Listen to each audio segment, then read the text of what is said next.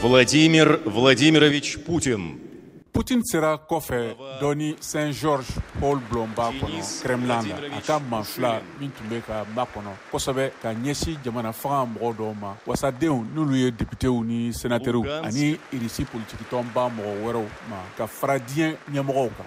Jamukan tɛmɛnen kɔ min ma tɛmɛ sanga kelen kan jamanatigi Putin y'a bolonɔ bila jɛkafɔ sɛbɛn na Ukraine jamana ka marabolo minnu bɔra ɲɔgɔn na n'olu ye Donetsk ani Lugansk kɔrɔn fɛ ani minnu minɛna Risi sɔrɔdasiw fɛ Zaporizhia ani Kherson ka taa jamana woroduguyanfan jamana ɲɛmaaw kɛrɛfɛ. O kɔfɛ Risi jamanatigi ni Risi marabolo kuraw ɲɛma naani ye u bolonɔ fara ɲɔgɔn kan ka sɔrɔ ka dɔnkili da Irisi ka bɛn ni so ye ka kɛɲɛ ni jaw ye minnu bɛ bɔ jabarani na.